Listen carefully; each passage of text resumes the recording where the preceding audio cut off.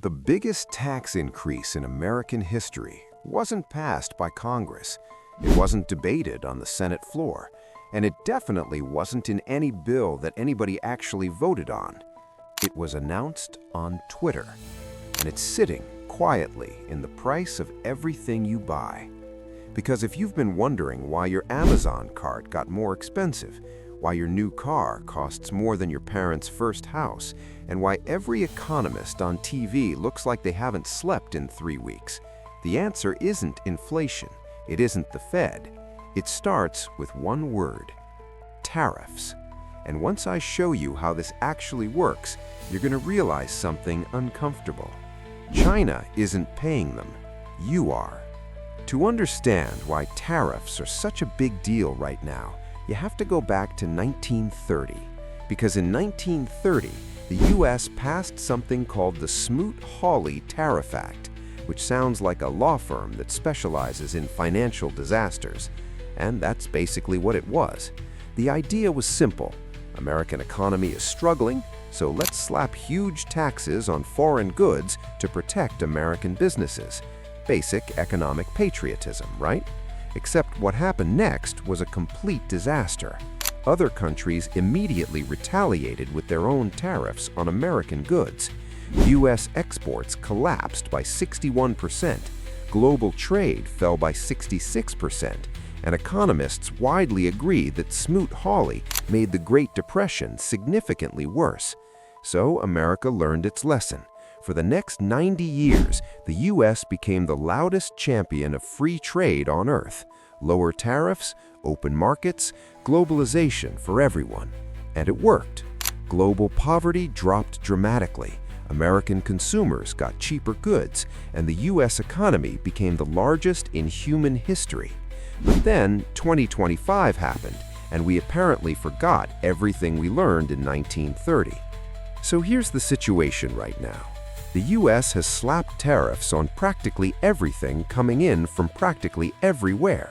China, Europe, Canada, Mexico, countries we've been allies with for decades suddenly got hit with tariffs like they were enemies, and the numbers are not small. The average U.S. tariff rate is now heading toward 12%. For context, before all of this started, the average tariff rate was around 3%. We basically quadrupled it overnight. And the White House's argument sounds reasonable on the surface. Other countries tariff our goods, so we tariff theirs back. Reciprocal trade. Fair is fair. Except there's one massive problem with this logic, and it's the thing nobody wants to say out loud on cable news, because saying it out loud makes a very specific, powerful person very unhappy. But the math doesn't care about anyone's feelings, so let's do the math. Meet Jake. Jake wants to buy a new laptop. That laptop is made in China. It costs the importer $800 to bring it into the U.S. Before tariffs, Jake pays $1,000 at Best Buy. The importer makes their margin, life is good. Jake is happy. Now the U.S. slaps a 25% tariff on electronics from China. That same laptop now costs the importer $1,000 to import, so they pass that cost to Best Buy. Best Buy passes it to Jake. Jake now pays $1,250 for the exact same laptop. Same laptop, same factory, same quality, $250 more expensive. And here's the question everyone seems to be getting wrong. Who paid that $250 tariff? Was it China? The Chinese factory still got paid the same amount they always got paid. Was it Best Buy? Best Buy passed the cost straight to Jake. It was Jake. Jake always pays the tariff, and Jake is you. Tariffs are not a tax on China. Tariffs are a sales tax on Americans who buy things made in China, which in 2026 is basically everything in every store. Now, here's where it gets genuinely complicated, because tariffs don't just make things more expensive, they break supply chains. And American supply chains are so deeply connected to the rest of the world that pulling on one thread unravels everything. Let me give you 3 examples that will make this real. Problem 1. Cars. The average American car contains parts from over 30 countries: Canadian steel, Mexican assembly, German electronics, Japanese chips. When you tariff all of those countries simultaneously, the cost of building that car in America goes up, not down, up. Ford estimated the tariffs would cost them $1.5 billion in 2025 alone.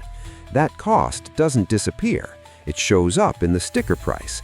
Your American-made car just got more expensive because of tariffs designed to protect American manufacturing. Problem 2. Groceries. America imports about 15% of its food: fruits, vegetables, coffee, seafood. When tariffs go up on countries that grow our food, grocery prices go up. Not immediately, not dramatically, but consistently, quietly, every single week, like a slow leak in your wallet that you don't notice until your grocery bill is suddenly $200 more per month. Problem 3. Retaliation. Because here's the thing about tariffs: they never happen in a vacuum. China didn't just accept US tariffs and move on with their day. They retaliated with their own tariffs on American goods. American farmers who export soybeans, corn, and pork to China suddenly locked out of their biggest market.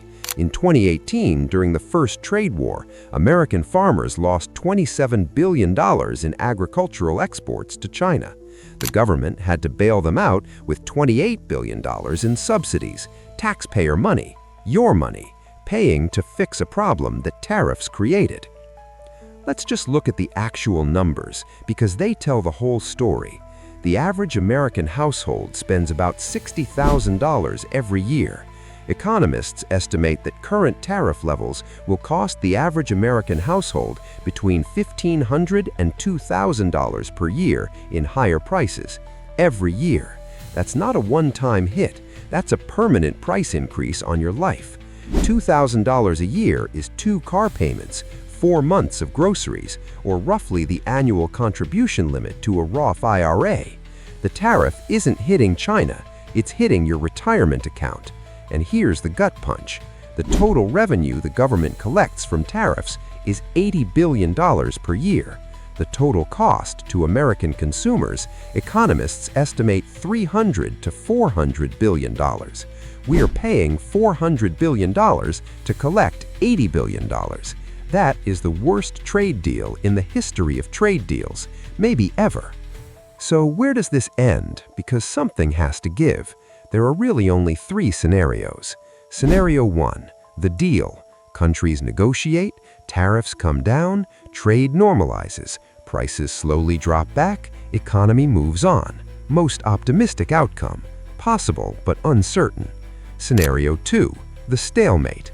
Nobody blinks, tariffs stay high permanently. Supply chains slowly restructure over 5 to 10 years. American manufacturing comes back slightly, but prices stay elevated. A permanently more expensive America becomes the new normal. Scenario 3, the spiral. Retaliation escalates. Global trade collapses. Recession hits. Unemployment spikes. Fed forced to cut rates aggressively. This is the 1930 scenario.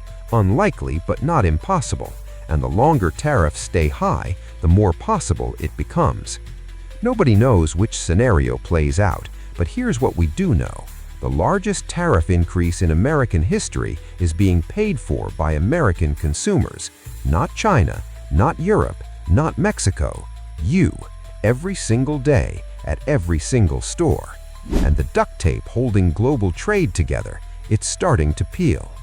If you learned something today that your congressman forgot to mention, subscribe, because every week I cover the stuff that actually moves your wallet.